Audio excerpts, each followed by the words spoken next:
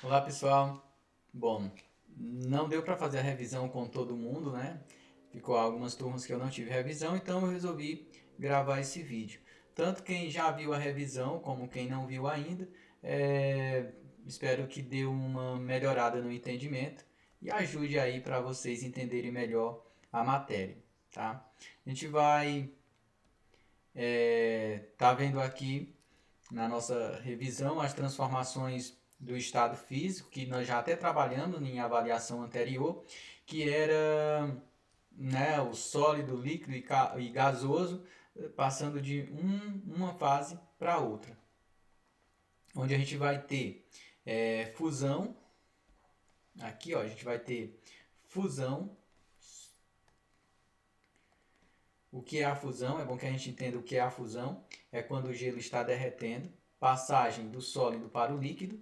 A liquefação ou condensação, o que seria isso? É se tornar líquido, tá? Quando a gente está no estado de vapor e o gás está em estado de vapor e está se transformando em líquido. A gente chama de liquefação ou condensação, tá? Já na solidificação, é o inverso da fusão. Na fusão você tem a passagem do sólido para o líquido. Na solidificação, o líquido ele está se tornando sólido, né? A água líquida estaria se transformando em gelo. E a vaporização é a passagem do líquido para o vapor. E o que seria a sublimação? Sublimação é a passagem do sólido para o vapor ou do vapor para o sólido, sem necessariamente passar por uma etapa intermediária que seria o líquido. Então, isso daqui vocês já compreendem bem e deem uma revisada porque vai estar lá na nossa avaliação. Tá? São assunto da nossa avaliação parcial. Transferência de calor. A transferência de calor a gente vai precisar saber que a energia térmica ela é transferida de um corpo que está com maior temperatura para um de menor temperatura. Ponto-chave esse, tá? Sempre é assim. E até nas aulas, alguns alunos comentaram de que o frio não existe, tá?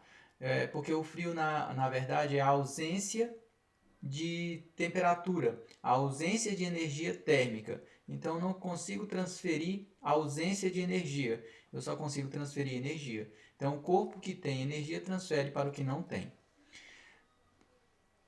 Nós vamos ter que saber quais são as formas de transferência de energia térmica, que é o calor pela irradiação. O que é o calor pela radiação? Só lembrar, até a lâmpada que está clareando aqui, ela está mandando uma radiação, né, em minha direção, e essa radiação ela traz energia térmica.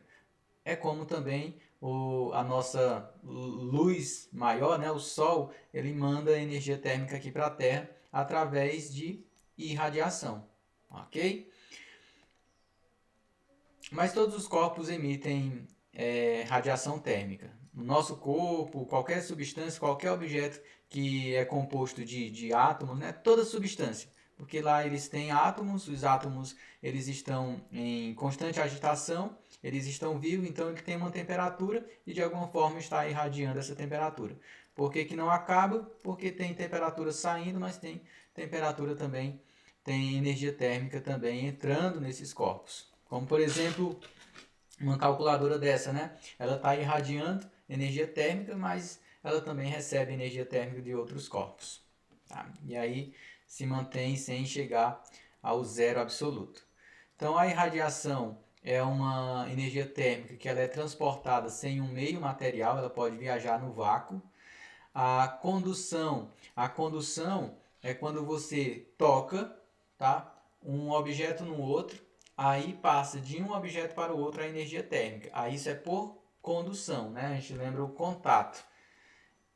E a convecção ocorre quando, em vez de ser a energia que está passando de um objeto para outro, a massa de ar, isso acontece geralmente com gás, uma massa de gás que sai de um lugar e vai para outro. Então não foi a energia térmica que saiu de uma massa de gás para outra massa de gás, foi o próprio gás que saiu de um local foi para outro, esquentando aquele local. É o que acontece na geladeira, é o que acontece na nossa atmosfera. O gás quente, né? O Sol bate aqui na Terra, esquenta a Terra, então aqui embaixo fica mais quente do que lá em cima. Então a massa de ar quente próximo da Terra, como o gás fica quente, aí, ó, já falando sobre transformações gasosas, o gás se expande, o gás se dilata. O que é isso? O volume do gás fica maior. Então nós vamos ter menos partículas de gás por unidade de espaço, né, por unidade de volume. O que a gente vai dizer que eles ficaram menos densos. Se ele está menos denso, ele está mais leve. O que acontece com algo mais leve? A tendência da massa de ar que está mais fria e mais densa, ela desce e a massa de ar quente sobe. E aí essa massa de ar quente ela vai aquecer lá no alto da atmosfera, né? É ela que vai levar a temperatura térmica. Então nós temos uma transferência de energia térmica, nós temos aí exemplo de calor, que está baseada na convecção, que é o transporte de energia térmica pela massa de ar mais quente. A gente observa isso também numa panela, quando você vai cozinhar alguma coisa, e você observa que em um determinado momento a gente vê aquelas bolhas. Por que aquelas bolhas? Porque a água que estava lá no fundo da panela subiu para a superfície a superfície da panela, certo? Então a gente tem ali de novo o deslocamento de uma massa de corpo que tem uma temperatura maior. Então a gente chama isso de convecção. Então é importante que a gente saiba essas três formas de condução de calor e como que ela se dá. É bom a gente ter sempre algum exemplo para fixar na memória. Pressão e temperatura de ebulição. A gente trabalha muito com isso em sala de aula porque a gente vê uma utilidade no estudo da pressão justamente aqui. Quando a gente utiliza uma panela de pressão, a gente utiliza a panela de pressão para fazer com que, onde há uma pressão maior, eu vou ter uma temperatura também maior. Então a panela de pressão faz com que a água lá dentro da panela alcance uma temperatura acima de 100 graus Celsius, fazendo com que o alimento cozinhe mais rápido, tá bom? Então, em sala de aula a gente comentou onde que a pressão é maior, se é no alto de uma montanha ou ao nível do mar, e a gente comentou também onde que gastaria-se mais gás. Tá aí outra utilidade. Você saber que o seu gasto no gás de cozinha vai ser maior ou menor, dependendo da altitude em que você está. Tá aí uma boa aplicação da física no nosso cotidiano, né?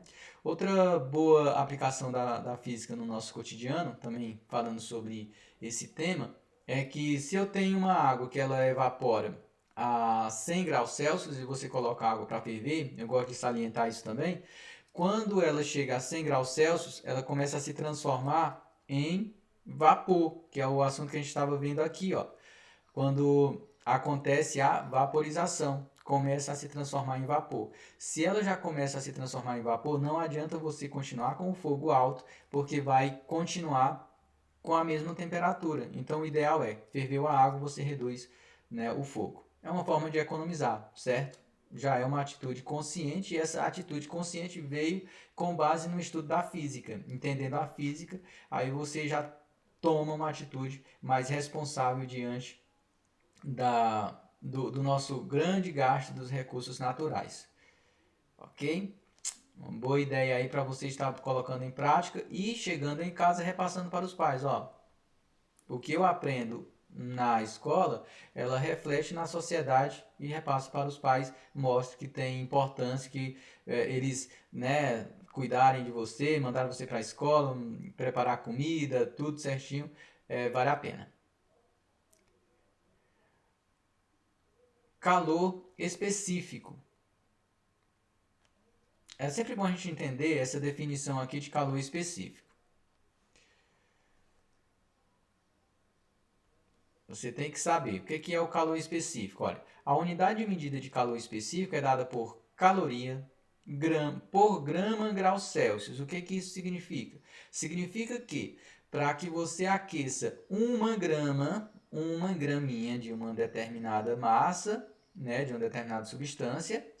Para que você aqueça 1 grama em 1 grau Celsius, você vai precisar de uma determinada quantidade de calorias. Exemplo, se eu tenho que é 2 calorias por grama grau Celsius, isso significa que se eu tenho 1 grama de uma substância que tem esse calor específico aqui, né, que é 2 calorias por grama grau Celsius, significa que se eu pegar 1 grama dessa substância e eu quero aquecer em 1 grau Celsius, então eu vou ter o seguinte: se eu tenho 1 grama e vou querer aquecer essa grama em 1 grau Celsius, eu vou precisar de 2 calorias. Por quê? Porque é 2 calorias por grama grau Celsius. Agora, se eu tenho 1 grama e quero aquecer em 2 graus Celsius, então se para cada grama, para aquecer 1 grau Celsius, eu preciso de 2, então para aquecer em 2 graus Celsius seria 2 vezes 2, que daria 4, certo? Que daria 4 calorias. Então, só compreendendo, a caloria por grama grau Celsius é o calor específico, seria então a quantidade de calor que eu preciso para aquecer uma determinada quantidade de massa a uma determinada temperatura. Se eu aumentar o número de massa aqui, se eu multiplicar a massa por 10, então a caloria agora vai ser multiplicada por 10. Estou falando isso porque lá na nossa prova vai ter uma questão do tipo: você tem 5 calorias por grama grau Celsius e a questão vai pedir que você converta caloria em gramas grau Celsius para joules. Em vez de calorias, você vai utilizar joules por quilograma, em vez de ser por grama, quilograma, graus Kelvin. Perdão, joules, quilogramas, Kelvin. Como que você vai fazer isso lá na hora da prova?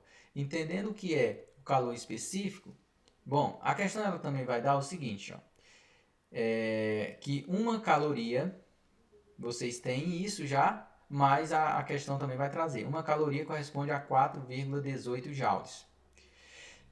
Se eu preciso de 5 calorias para aquecer 1 grama em 1 grau Celsius, então eu vou precisar de quê? De 5, transformando caloria em joules, de 5, se 1 caloria é 4,18 joules, então eu vou precisar de 5 vezes 4,18 joules.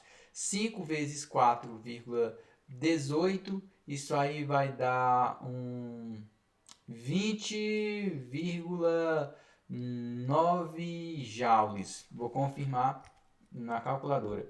5 vezes 4,18 é igual a 20,9 joules. Tá? Então, se eu fosse converter de calorias por grama grau Celsius para joules, quilogramas, Kelvin, eu já teria encontrado que o resultado seria 20,9 joules por grama grau Celsius. Mas a questão não quer em grama, ele quer em quilograma. Então, se eu já tenho 20,9 joules por grama, quanto que eu vou precisar para 1 quilograma? Sabendo que 1 quilograma é igual a 1.000 gramas, bastaria eu multiplicar 20,9 vezes 1.000, porque para 1 grama é 20,9, mas para 1.000 gramas seria 20,9 vezes 1.000, o que nos daria 20,9 vezes 10 elevado a 3 joules por quilogramas. Mas eu também quero que seja por quilogramas Kelvin. Então, em quilogramas, para transformar graus Celsius em Kelvin, bom, não tem transformação nenhuma. Você só colocaria o K. Por quê? Porque quando eu vario 1 grau Celsius, isso equivale a variar 1 Kelvin. Ok, pessoal? Então, atentos a isso. Então, é preciso eu entender mesmo o que significa calor específico, que eu não tenho só decorado, eu tenho entendido o que é, para quando cair uma questão dessa a gente conseguir fazer com mais tranquilidade, tá bom? Então, se era 5 calorias e ele quer em joules, ó, transforme 5 calorias em joules.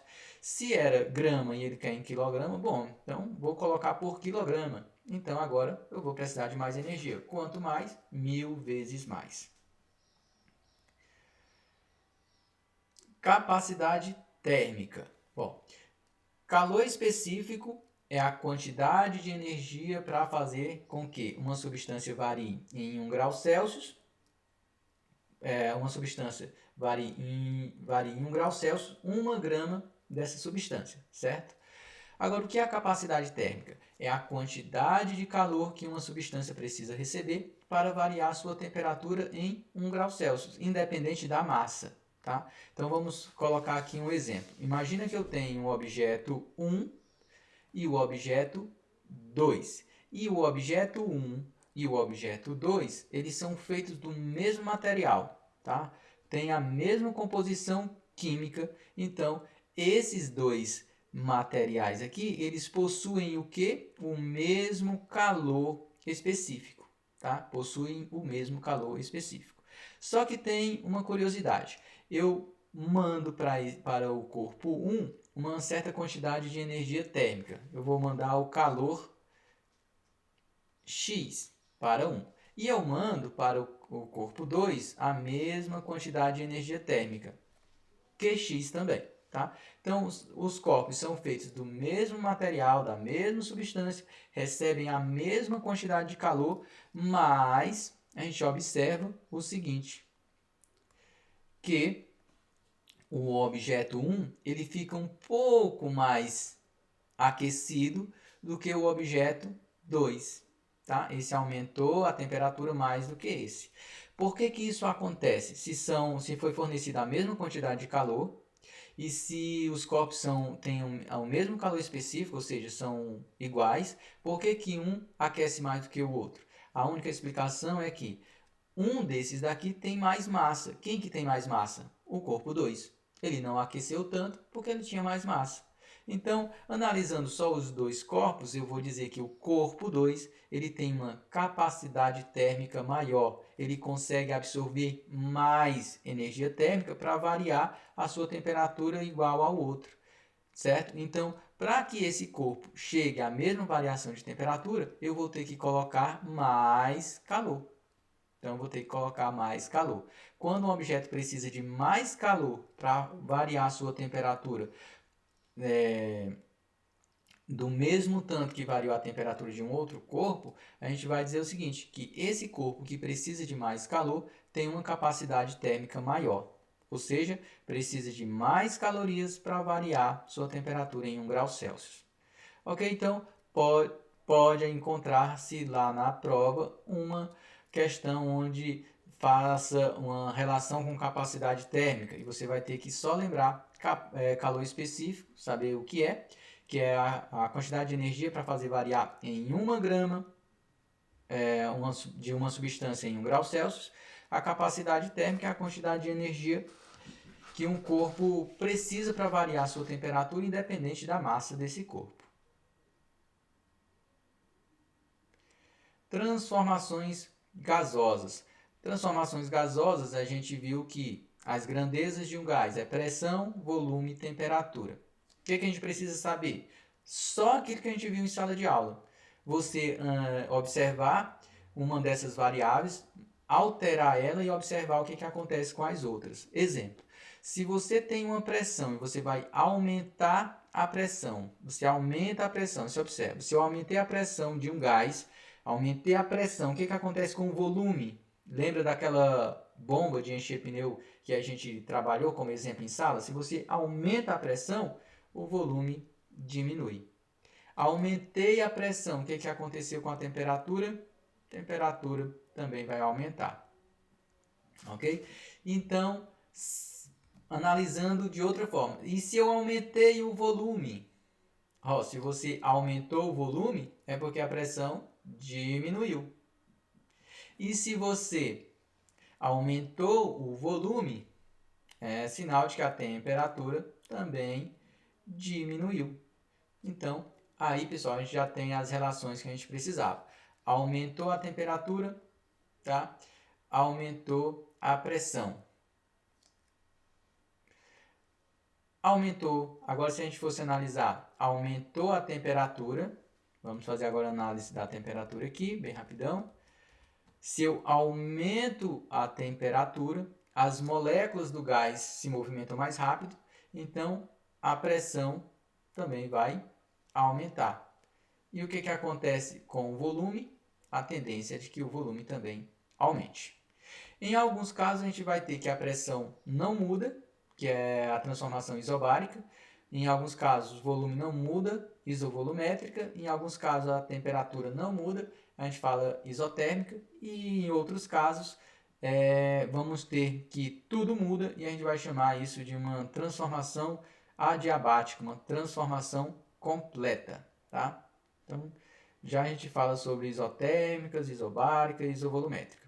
Vamos só analisar os estados aqui. Ó. Vai ter uma questão lá na avaliação que vai lhe desafiar ao ponto de saber se você realmente compreendeu essa relação das grandezas de um gás. Nesse exemplo aqui eu coloquei estado A, estado B e estado C. Tem um gráfico que envolve a pressão e a temperatura e não fala em volume. A questão é, quando eu tiver essas mudanças aqui, ó, quando a pressão diminuir, quando a temperatura aumentar, eu tenho aqui duas transformações, de A para B e de B para C. Em qual desses estados aqui eu vou ter o menor volume? Tá? Em qual desses estados eu vou ter o menor volume? Então você começa a analisar aqui, ó, do estado A para o estado B, a gente teve uma transformação isotérmica, porque a temperatura não mudou. A única coisa que mudou foi a pressão, certo? E o que aconteceu com a pressão? A pressão diminuiu. Quando a pressão diminui, se a pressão diminuiu aqui, ó, o que acontece com o volume? A pressão diminuiu. Então, o que acontece com o volume? O volume aumenta. A pressão agora é menor, o volume é maior. Então, eu já tenho que o volume de B é maior do que o volume de A. Lembrando que nessa questão eu quero o menor volume. Vamos analisar agora de B para C, porque até o momento o volume de A é menor que B. Então, o campeão está sendo A. Né? O escolhido vai ser o A se ele continuar assim, menor que o de C. Analisando aqui o estado B e C, a gente observa o seguinte: a pressão permanece a mesma, ou seja, a pressão não muda, nós temos aqui uma transformação isobárica, mas a temperatura muda. Se a pressão não muda, a temperatura mudou, provavelmente o volume também vai mudar. Agora, o volume vai aumentar ou diminuir? A gente observa aqui, se eu aumento a temperatura, vamos lá, ó, aumento a temperatura e a pressão não muda, a pressão é a mesma. O que aconteceu com o volume? Ó, aumenta a temperatura, aumenta o volume. O aumento de temperatura é aumentar o grau de agitação das moléculas. Então, as moléculas agora elas estão mais rápidas, se chocam mais rápidas com a parede do recipiente. Quando ela se choca mais rápida com a parede do recipiente, esse recipiente tende a aumentar a sua pressão. Mas, como diz que a pressão permanece constante, para a pressão continuar constante, só se o volume tiver aumentado.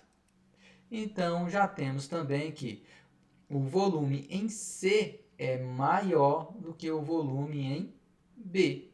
Aqui já dá para a gente concluir quem que é a menor, qual que é o menor volume, que é o volume A. Por quê? Ó, o volume A é menor que o volume de B, é menor que o volume de B.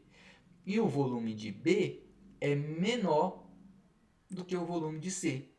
Tá? Então, eu ficaria em dúvida entre VA e VB, não tem como, né? Porque eu ficaria aqui, ó, VA é menor do que o volume de C. Então, VA é menor do que o volume de B. Então, se a gente ficasse a dúvida, será que é VA ou é VB, que é o menor? Ora, VA é menor do que o volume de B.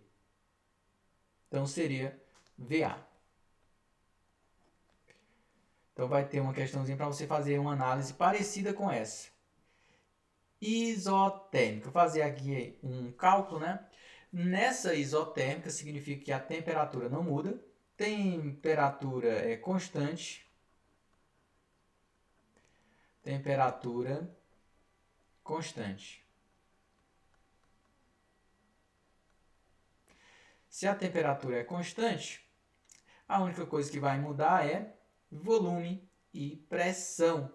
E a gente vai tentar encontrar aqui quem é o volume 2. Na verdade, aqui, ó, volume 1. Nós colocamos P1 aqui, né? Então, vamos colocar que nesse ponto aqui é o estado 1. Nesse ponto aqui é o estado 2. Se a temperatura é constante, a gente quer saber quem é V1, o volume inicial. Basta a gente utilizar a equação para isotérmicas, que PV, o que vai mudar não é a pressão e volume, PV é constante, ou seja, PV 1 é igual a PV 2. Quanto que vale P1? Ó, P1 vale P1. Quanto que vale V1? Ó, V1 vale V1. É o que nós queremos descobrir, quanto é que vale V1. Nós não sabemos quanto é que vale. P2, quanto é que vale P2? Ah, P2 é 2 vezes o P1. P2 é 2P1. Que multiplica, quanto é que vale V2? V2 vale 5. Então, como eu quero descobrir... Deixa eu ver aqui... Quero descobrir esse V1, tá? Eu posso já simplificar, ó, P1 com P1, tá? O P1 está multiplicando o meu valor à esquerda e o P1 aqui está multiplicando o valor à direita. Então, eu posso cancelar P1 com P1. Né? É a mesma coisa eu ter dividido dos dois lados por P1, eles desaparecem. Agora eu fiquei aqui, V1, vou voltar para o azul, né? Senão fica bagunçado aqui. V1 é o que eu queria descobrir. V1 é igual a 2 vezes 5, 10.